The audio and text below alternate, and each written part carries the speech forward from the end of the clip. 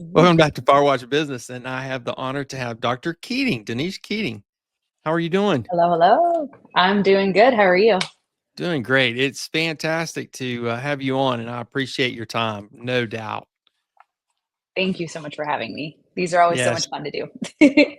I, I agree. I love doing them, and it's and with you, it's kind of a different experience because most of the time we have people, marketing people, or business people that are kind of different, but your background is just different, to say the least. Yeah. And where you came Yeah. from and how you got there, is just amazing, and I know we're gonna get into that. The mindset that you have to have and the grit, I think you call it Yeah. grit. I love that you Yeah. call yourself a bootstrapping girl, which is exactly what you've had to do your whole entire life. Yeah. It's been wild. And it's kind of funny because some people will be like, "Oh, you said you're the bootstrapper." So let's talk about that up front. The bootstrap person, we know the term is meant for someone who's had to pick themselves back up and get going and not rely on anybody coming in and helping or even just giving information. And so it's, a bootstrapper, when we hear that term, it really does come down to someone who's like, you know what? I got to get back up because there is no other choice.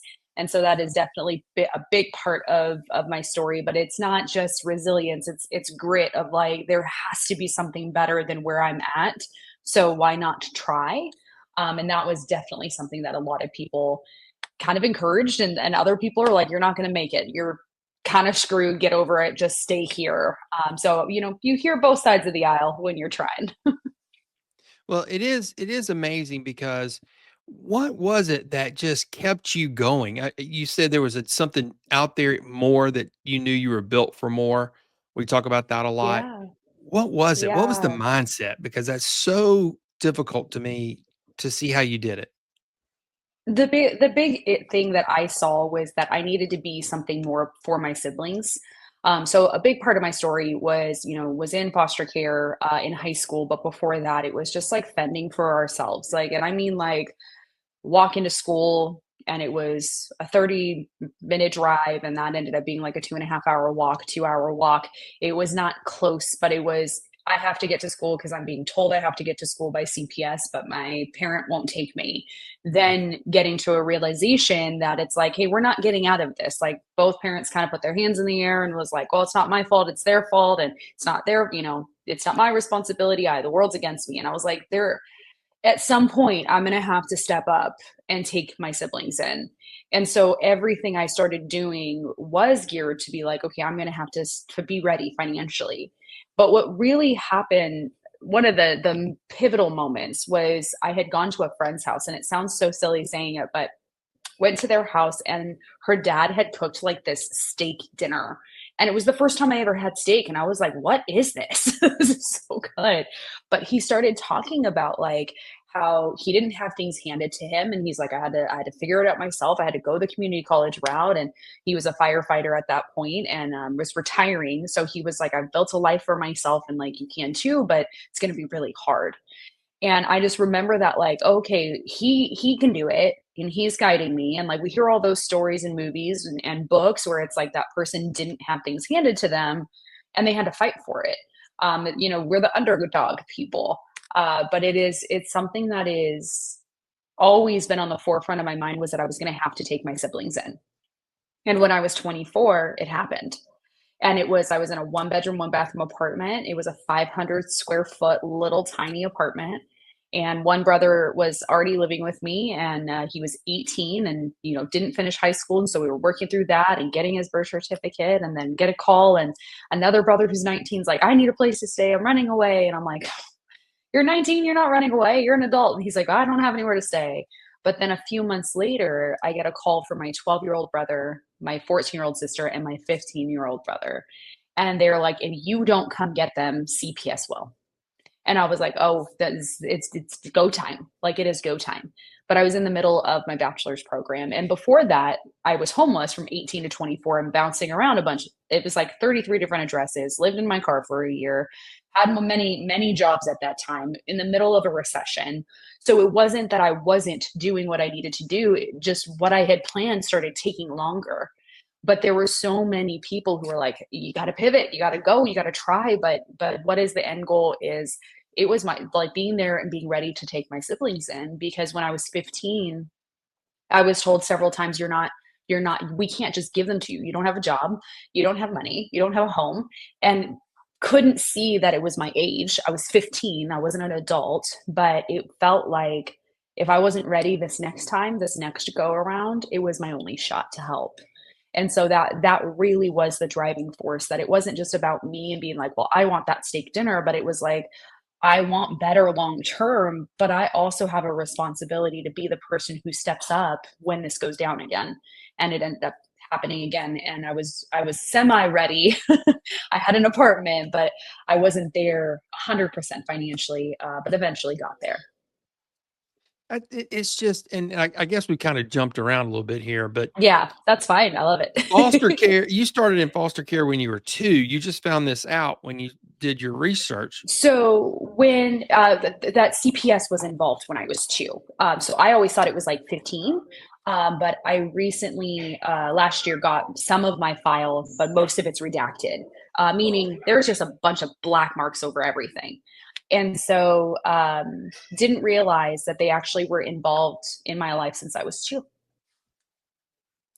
And your driving force, that's just as a teenager, you knew that you were gonna have to take care of your siblings at some point, and that is just what an adult realization.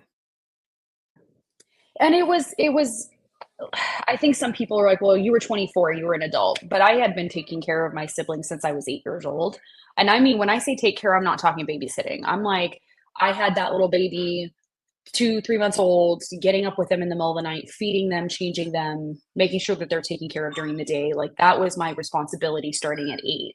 So it was already like second nature of like who steps in. It's us. It's siblings raising siblings, and I'm one of 11 kids. But it was like that was just our nature of like take care of each other, take care of each other, take care. Like it is your job to do this, and if you don't do it, you're a failure. And that was something that was really honed in on as a family, was like your job is your siblings. So it was instilled very young that if they didn't get food or they didn't get clothes or changed or bathed, that was on me and my older siblings. But then, 15 years old and CPS is like, you have to go to school, you have to do this, but then sabotaging that and my parents sabotaging that, it was kind of like I got to the point and you kind of see this because there's over 420 pages, but only about 30 to 40 of them are actually visible where you can read some of the stuff. And they kept blaming me for not stepping in. Oh, well, you should help your parents more, you should clean more, you should do this more, you should do that more.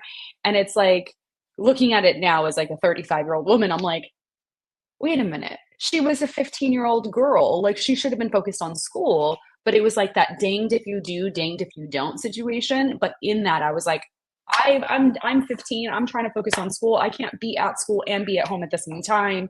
I'm going to get in trouble either way. Might as well build that. Like I'm looking toward the future because they're not going to change it for me. They're not going to help me.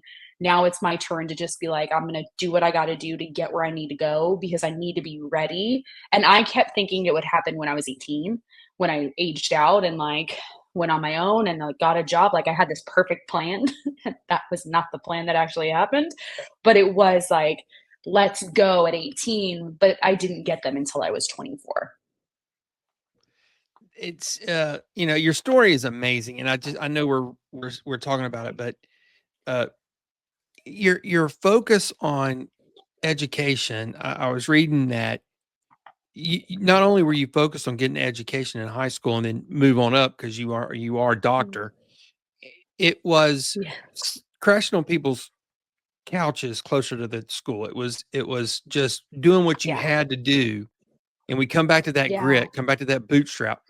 You did what it had to do because you saw a future that was bigger. Because there were other people living in that future. And I'm like, okay, so they know what they're doing because the people that I grew up around, I think that that was where I kind of saw both worlds, where it was like, well, my family, it's generational poverty, generational foster care. Like this is, generational. One of the things I couldn't identify until later was they're just never happy. And it's always somebody else's fault. But then I would see other people's parents where I'm like, oh, what was the factor that was different? Was I assumed it was education and both parents working because that's what I would see. And I'm like, oh, that's how they're making it. So I need to get school done so I can get a better job, get better pay, and I need to work. And that was something just being exposed to. I realized like, oh, okay, there is a better way out there. When you see your friends' parents have a really nice house and they get steak dinners, and it's like, I'm like, what is steak? And they're like, we have it like twice a week. And I'm like, what? What? Now it's really expensive. But like chicken and like I get it now. I'm like, oh my gosh, it's really expensive. No wonder. But it is that thing where you start to realize that other people are living what you want. And when you start to ask them questions and they just say, like, here's how I did it. I went to school and I found a career and I built a career. You step back and you're like, okay, then I should be able to do that too. And that's the hope. But there were so many moments where I'm like, this isn't working. Like I've changed my educational plan like 300 times in my mind of like, I should go be a doctor, I should go be this, I should go be that, I should hone in on this, and then it wouldn't pan out. And it was just like, okay, well, what do I have outside of going the psychology route? I was rejected for every program out there because of my GPA. But I was a hard worker. So I'm like, this has to work at some point. Like this just has to happen. But GPA wise, I was that student who people looked at and they were just like, she's not serious. She's not trying. But they didn't see how hard I was. But it all stemmed from watching other people being like, oh, okay, you're where I want to be. So that means I have an opportunity to do it. I just have to figure that out, which is not an easy it's not an easy route. No, and you fought like the devil to get where you are today. I mean, Yeah. it we talk about mindset on this channel all the time because we believe that you have to find your purpose, and that's one of the things. That's one of your Yes. kind of tenets that you look at, and Yeah. through that tough time, you were focused on your siblings, and now you're Yeah. using that background to help others. And your purpose has it changed? I think the underlining purpose has not changed of be there to help other people so that they can be on your shoulders. But the outlet of what I've done that in has changed. Like I get to help doctoral students in their programs. I get to help authors and speakers go out and speak and share their stories. I get to help other former foster youth understand like it's not going to be easy because so a lot of people they'll say like just go to school and you'll get the job, and then you get this degree and then there's no job and you're like, what did I just do for this whole 4 years, 6 years, or 13 years? And so now my purpose has always been like help them get further than what you are. And what that requires is that I keep going and I keep challenging myself and trying new things. But my hope would be that like the legacy I leave behind is someone's like, she was willing to let me jump on her shoulders so I could go further. That would be my hope. Yeah, you're exactly right. It reminds me of a Zig Ziglar that we quote that we talk about all the time. Is it you'll get exactly what you want when you help enough other people get what they want. Yeah. And And not doing it in a weird way where it's like I'm only helping you to benefit me because people will turn it into that. But this is just like, look, I want to see you go further because I don't want you to struggle the way that I had to. Now, I'm not going to hand everything to you. You're going to have to work really hard for this, but I'm going to at least give you the information of what can work so you can test it out. Because that is such a big thing is, some people are like, you just have to have grit and resilience. And I'm like, but how? And they're like, well, I don't know. I'm like, okay, that doesn't help anybody. So let's show people the how because they can go if someone else is like doing, I don't know. It would just be amazing to be like, wow, these people came back and they're like, hey, because you gave me that information, I'm able to do what I do today. And that they're living in their purpose because they're being able to find that passion behind what they do and not feel like they just wasted all this time and energy spinning their wheels on something that was something I've already done. I'm like, hey, here's this information and go further with that. yeah, you hear these people give these platitudes of, oh yeah, all you need is to get back up and be resilient and those kind of things, and that's all well and good. And I'm sure they have good Yeah. intentions, but the road to hell is paved Right. with good intentions. The fact of the matter is you've got Yeah. to get your hands dirty And like you said, Yeah. and not just give it to them. They got to discover it on their own. Yeah.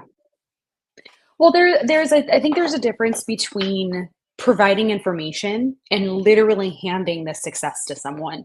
There is such a like I wouldn't appreciate what I have if I didn't have to work so hard for it, but at the same time there were a lot of things that would have been easier to navigate if I had that information. So one of the biggest issues that I faced was that because we were told over and over and over again when I took my siblings in, I would get all of this support, medical, stipends every single month, clothes, money, all of this stuff. And they were like, you can just do this and we'll get you through the guardianship paperwork and then you'll get all this resources.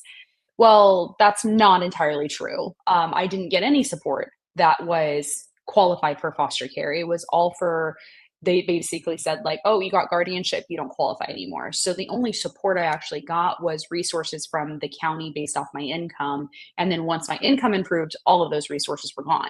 So it was that thing where it was like, okay, that was a temporary assistance that did help, but it was not a long-term help that was actually necessary and needed to keep going with what I needed to do. So I had to change jobs every time I needed more money, or have a secondary job. So if I couldn't find another full-time position that I could make more money in, I would go get a secondary job and I would have two jobs and be in school at the same time. But that was that moment where it's like, this could have been easier, but it's not. But now what I can do is advocate for families who go out there and take in kids that are family members and say, you know what, they should get that resource because a grandma can't go out and have two jobs. So an aunt and uncle who already has a full-time job and their nephews and nieces, they're not going to be able to add in that extra job because they just don't have time. So now I can help with that, but not be like, well, I struggled, you too, you can do it, go figure it out. Like, no, that's a resource that's absolutely necessary. But there is a difference between like someone who's a speaker where I'm like, hey, I want to get you out there. I'm going to give you 25 people to go contact, and this is how you're going to contact them and when you're going to follow up. Go do it. That helps give them the tools to say, okay, this worked well for me. This didn't. This felt good. This didn't feel good. That's building somebody up, but it's not, let me go do it for you. So it's two different situations that we can look at and say, like, okay, that person really needs the assistance and kind of that hand holding to get them where they need to go because it's complicated versus someone who's like, I'm gonna kind of say go and figure that out with what works for you.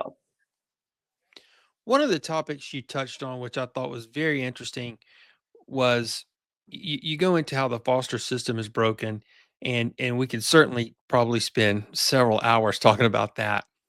But Right. the outcome of that, and you said the post traumatic stress syndrome that comes from Yeah. being through that. Yeah. If anybody has the excuse of that it's you, right? So Yeah. how does I mean, someone yeah. do that? I mean, it's still a struggle today, and that's a big thing. Is like I've talked to people where, you see that little car that drives by that has the county logo on it, and you're just like, oh, okay, and they start to turn on your street, and you're like, oh, okay, we're going down that route again. And then they just turn around and they're just like, oops, we're in the wrong neighborhood. And you're like, oh my gosh. But it's that panic of like, oh, okay, this is happening again. Or the county calling. Like there was one that said, like, your county calling. And I was like, oh no. It turned out to be something good, but it was that fear of like, okay, this is CPS calling again. And they're going to say, like, hey, we have another sibling for you to pick up. Or, hey, we got a call about you because people are horrible. And I've heard a lot of, people who share their stories have actually had people complain about them online. And it's just like, that is such a fear for me because I've grown up in that. I've spent, 33 years dealing with this system out of my 35 years of life. And it does create a PTSD of, well, am I also going to be in a bad situation? Am I ignoring a red flag about somebody? So you're kind of always on alert. But what I'm trying to and been working through the last few years is letting that go and be like, I'm not doing anything that actually would result in that. So I need to be able to like learn joy and recognize that the pattern is not the same. And that's really where you start to have peace in life, is when you're like, oh, the pattern of what that situation is not going to result in that because the pattern is different. Now if I was doing stuff that results in that, okay, yeah, it's warranted, but I'm not even there. So it leaves, I mean, there's been times where even just seeing somebody else go through it and somebody else post about it, it has terrified me for them, where it's just like, hey, don't do that. Don't treat your kid like that. Someone will call.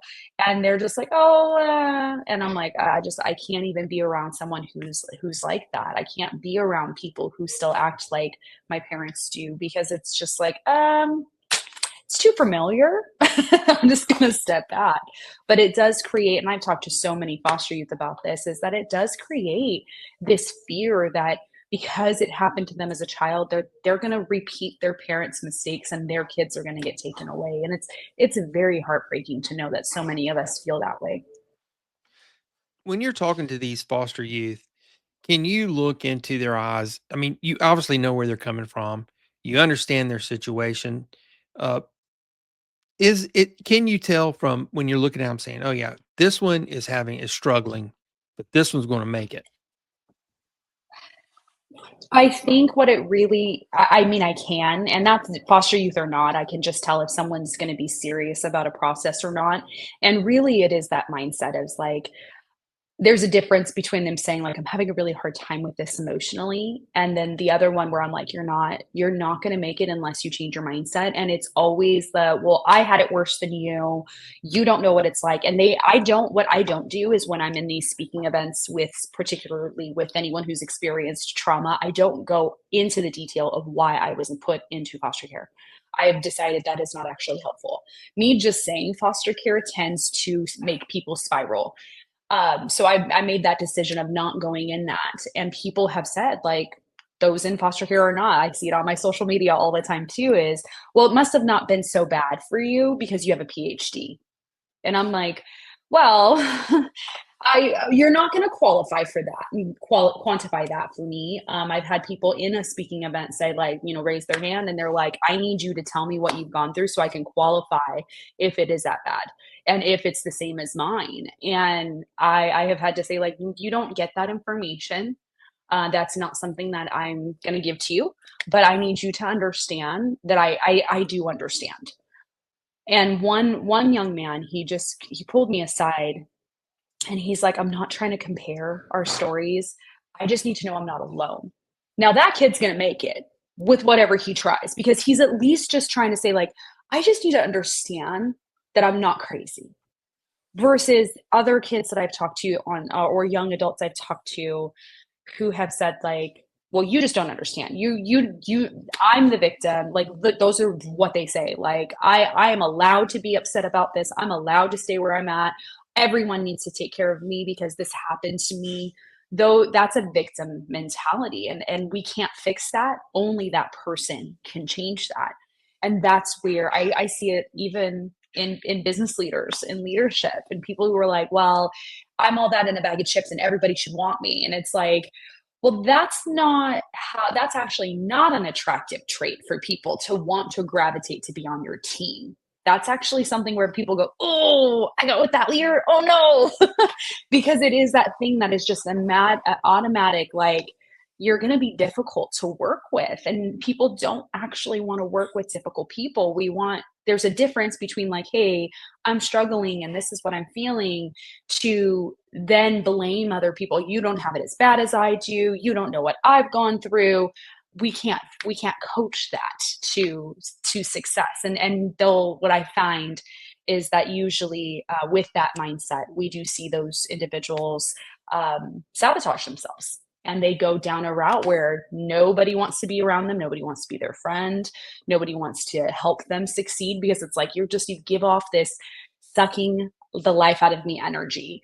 And I don't like it. And that I can tell if someone's going to be serious about what they want to do or not based off of how they talk about themselves and their story. Yeah, that's such a great point. I mean, when you have that influence, you can influence yourself, you can handle yourself, you can make those decisions for yourself, and Right. despite your circumstances, as grim as they may be, you still can make that decision to try. 100%. And we've seen it happen from people who immigrated here and they have started on farms and then now they're successful business owners. We see it every single time where people who are in poverty or homeless and now they're millionaires. And what every single one of them said, I had to be the one to do it. I had to show up. I had to try every day. I had to be the person to make that decision that this is what I wanted. And I did admissions counseling for 8 years. And so I coached students through their programs. And one of the biggest phrases that we would say is, I can't drag you to the finish line. I can't. I can encourage you. I can cheer you. I can't do your homework for you. And that's really where I still tell people, I'm like, I could coach you, I can help you, I can guide you, but I cannot do it for you. And that's not in your benefit for me to do it for you. You're not going to be as serious about it. You're not going to want it as much because that's where you come in. If you want this, you're going to make every reason to why you need to have it in your life versus every excuse to why you shouldn't. And that is just a reality that we face in many, many different areas. And it doesn't matter if you've had trauma or not, but that mindset is everything. Yes, you look at it in you see it in sports, you see it in business. It's these people Yeah. that had Hmm. such a tough time and knew that their way out was this, and they worked their rear Right. ends off to get out of that Hmm. situation. It's amazing. Yeah. It's I everywhere. And I think sometimes we just don't think, like when you hear someone's story, especially for people who have really made it themselves, it's interesting. Like we always talk about like Steve Jobs, we're like, he started in the garage. It's like, but do you also like Walt Disney? Like that was, I think, so surprising to me to be like, wow, he really was rejected over and over and over and over again. But he was like, I see the vision in this. And people said, you're insane, Walt. Like you're wasting your time. And he's like, no, I'm not. So it is that thing, as we have seen that it over history. We hear it about sports teams, the underdog teams, where it's like they had no chance of winning. But what did they do? They got together with each other. They decided as a team that they were going to make this happen because they wanted it. And there's just a difference. And I do want to point this out is that there is going to be a time that you're going in the wrong direction. It doesn't matter how much you want it and work for it, but if you're going in the wrong direction, you're never going to make it. So you do need to make sure that you're going at least in the right direction, which is where you ask people who have been where you want to go and say, okay, what do I need to do? What do I need to prepare for? How do I need to go that route? How do I be successful over here? That communication, that networking is actually going to make sure that you are still going in the right direction every step of the way. Now that is how you actually have success, and that's how you end up somewhere on purpose. But you could absolutely be going in the wrong way. And I was, when I originally started college, is I was going in the wrong way. I was taking all the wrong classes, and someone was like, "Hey, turn around! You're going the wrong way. Got to go this way." And that helped me get done. But I felt it. I was like, I'm going the wrong direction, and I just don't know what I don't know. But I didn't make that an excuse when someone's like, hey, you're actually literally physically taking all the wrong classes. Like, stop, go this way, get this done, and you'll be okay. So we do have to make sure, like, it's not just about working hard and having the right mindset. We have to make sure we're going in the right direction too. That's an excellent point. That is fantastic. I love one of the things that you had written. You're an author too. You've written 2 books. Uh, Yeah. Taking My Voice Back and From Foster to PhD. So I have to mention Yeah. that. Getting those written, was it really therapeutic or was it extremely difficult?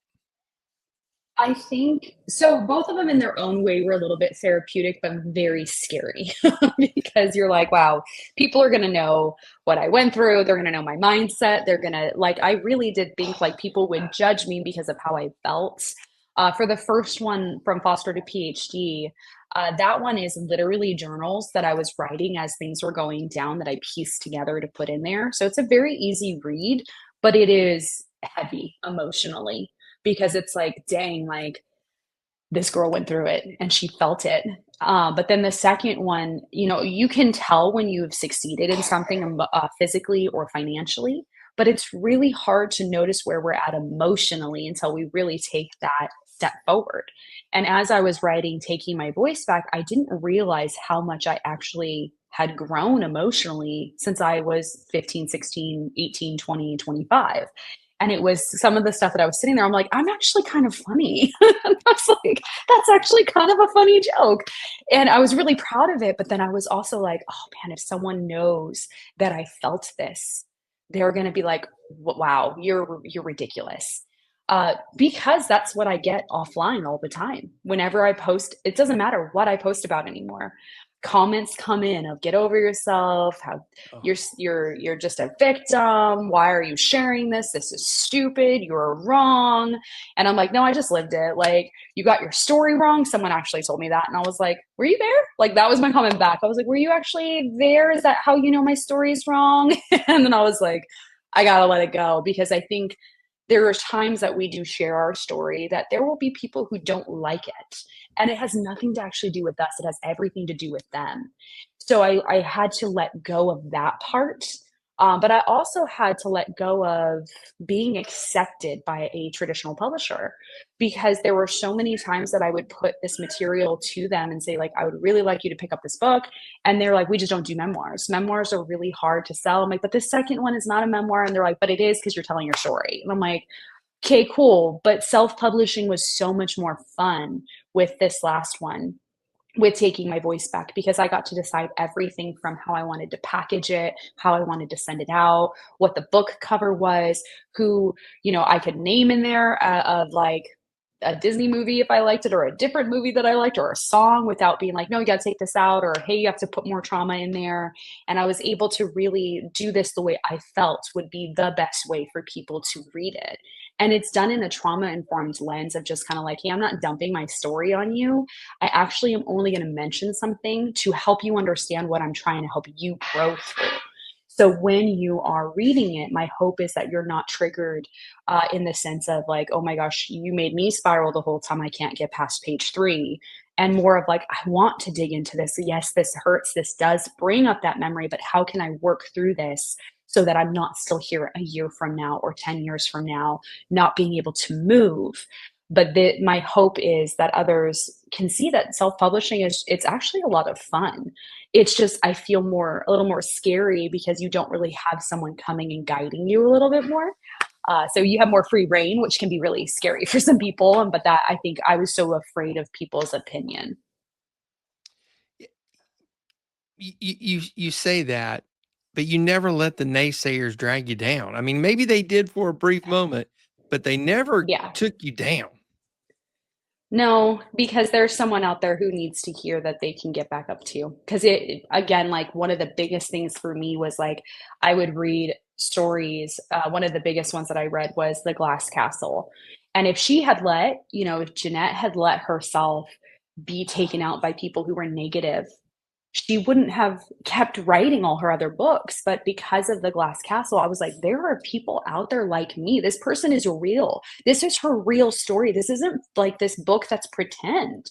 And I'm like, okay, I want to write to the people who are like me. So even when I get all of those negative comments, even when people in person will tell me very horrible things, I'm just like, you know what?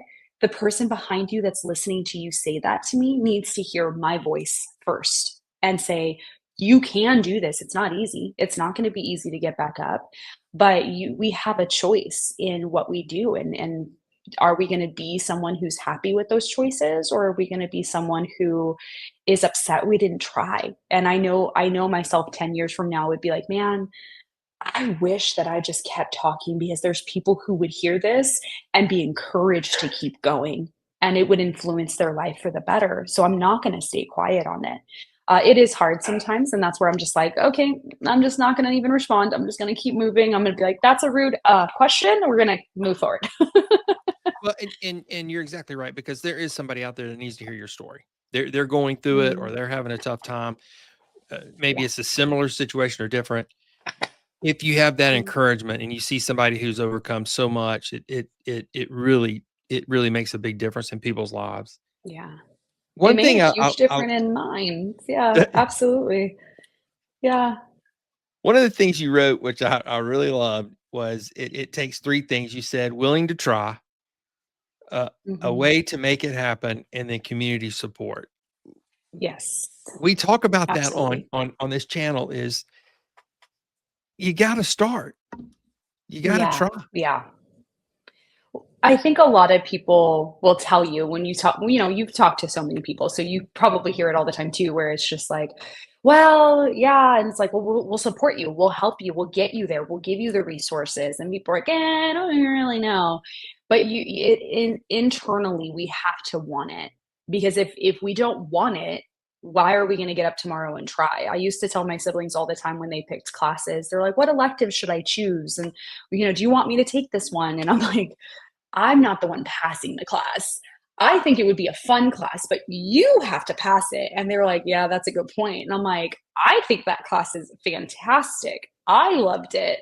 But do you want to do the work for this class to get the grade? And I apply that to myself is like, and again, that's why like I'm always like, okay, how can I get myself out there? I can't encourage other people if I'm not taking risks too. But it is, how do I challenge myself every day? What am I passionate about? Why am I passionate about this thing?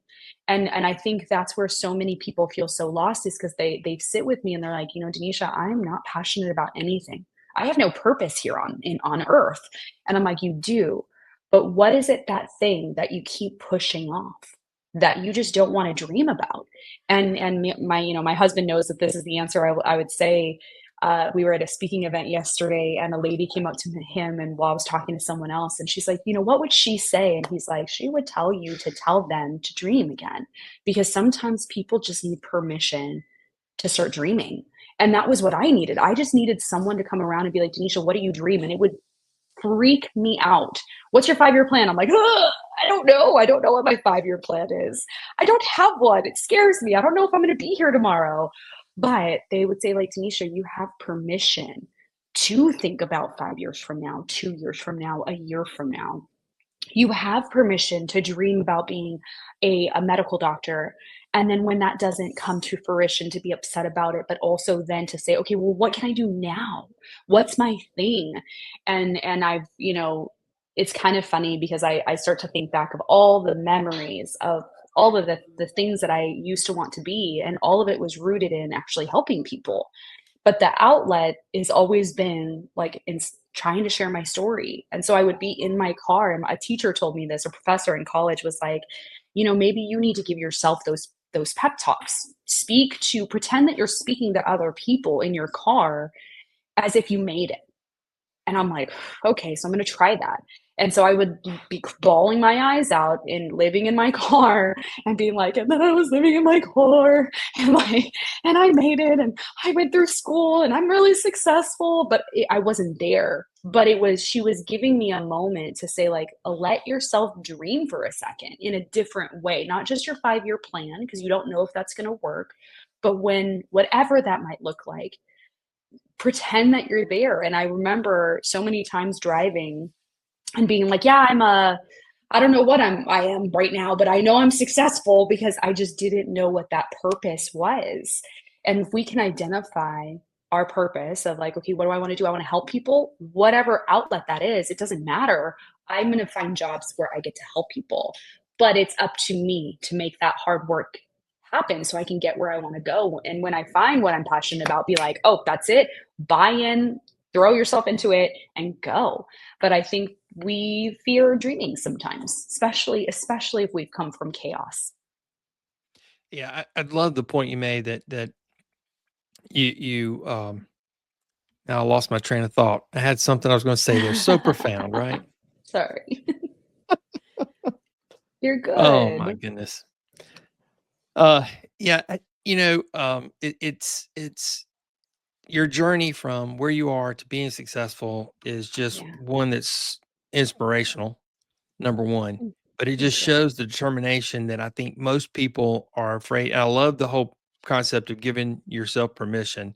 And sometimes, and we do Yeah. that, and we've done that on this channel. We in videos we say Mm, you have permission to do this today, so do it yeah. today. Yeah. And giving yourself permission is so important. I just Yeah. it's just an honor to speak to you, and I know we're quickly running out of time here, and No worries. it's just you're just so interesting because of how you just overcame so much, and it's Mm. just it's fantastic. I think I still struggle with imposter syndrome because when people are, they'll introduce me sometimes, it's like my little bio that I wrote for myself. And I'm like, who's that? And I'm like, oh, it's me. And I still struggle with that. But it is, I think I still have to give myself permission to keep dreaming of like, okay, what could be next? That sounds like a lot of fun, but being able to really identify the first thing is like, what am I willing to strive for and fight for and pick up and say, I want this so much. And for me, it was like, I wanted to be ready for my siblings. I wanted to pick them up, but I also wanted to have like futuristic stuff where I struggled a lot with wanting to have kids because I was like, I'm going to be like my parents. And then I'm like, oh, I won't be if I change this, this, this, and this. And now that striving is like, I have a 2.5 year old who she is so much joy and just loves doing stuff. And so now I want to strive to make sure that she has everything she's equipped to be successful in her life and find her passion. But it's not, I'm not handing everything to her and be like, oh, you can't, like, no, I'm going to let her have those struggles in life so she can learn and be a good person. So if I can instill that in her, everything else is secondary. So me instilling just her being like kind to people and loving to people and cheering people on, like that means that she'll be well wherever she goes. Do you look at other people that may have had a lot more opportunity than you have, and you see them wasting it? Does it make you angry, or does it make you just disappointed in what A coming little from you? bit of both. I'm still the kind of person who gets so mad when movies like destroy cars, and I'm like, but it's such. And my husband's like, there's no engine, there, it's just a shell, and I'm like, but it's a shell that we could make into a car, like because I didn't have those things. But it is sometimes it drives me insane when people like they have everything and they're just like, meh, I just don't want to do anything, and I'm like, but you have all of these opportunities. But I have always struggled with more is people who can just get A's. Like they don't study and they just don't realize how much intelligence that they have. They are so smart. And then they're just like, I just want to sit around and do nothing all day.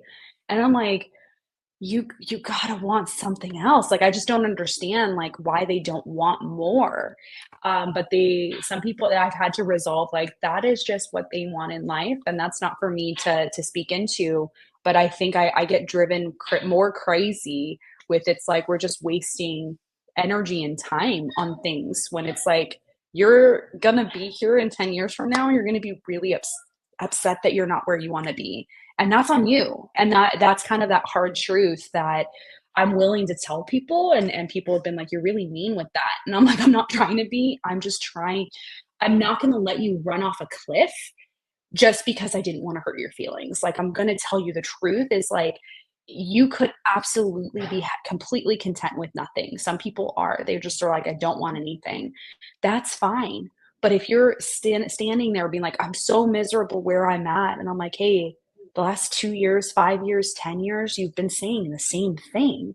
Why don't you change it? And they're and I'm like, I can't speak into this. Like I can't help you. And that has ruffled feathers because they're just like, you just need to support me with where I'm at. And I'm like, you've been where you're at for 10 years. You've been where you're at for 5 years.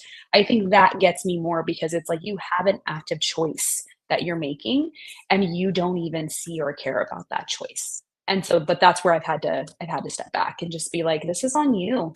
You have every ability to change this. You just don't think that you do because you don't want to accept your role in this. Well, it's so I mean, you're just spitting facts tonight. There's no doubt about it, and it's just amazing. If people, the mindset of making the decision, taking accountability for yourself, Mm, and then just get out there and do it. And yeah. Dr. And it Keating, doesn't thank mean you it'll so be much. easy, but you got to. Absolutely, absolutely. Yeah. All right, I don't want to keep you any much longer. I just thank you so No, much good. for your time. It's been an honor to Thank you for speak to having you, me. and Yeah. I appreciate it. Anything that I didn't cover that you wanted to talk about? Um, I don't think so. I mean, like if you guys are looking at trying to self-publish and get out there, let me know if you have questions. It's not, again, it's not going to be an easy thing, but it is worth it when you don't have to pay somebody else to go get you out there. You just get to keep that money, but it is a hard it's a hard thing, but it is a worthy thing to earn. And when you're able to look back and be like, wow, I did that by myself, I did that with what I was able to accomplish. I accomplished all this stuff. Like, you will be so much happier in life when you just try, at least try. Like, if it doesn't work out the way you wanted it to work out, you're just like, dang, but at least I tried, versus waking up tomorrow and being like, I should have tried. I should have tried harder. I should have tried again. But that, we're not going to just automatically have success. We have to go out there and we really have to earn it. And we'll appreciate when we do. Absolutely. And I believe everybody has a book in them. Yes, me too. Everyone has a story. Everyone has a story to tell too. Absolutely. All right. Thank you so much for coming on. I appreciate it so Thank you. much. And what an honor it is to talk to you, and just appreciate it. Thank you so much for having me. All right. We will talk soon. Thank you, Dr. Keating. Bye.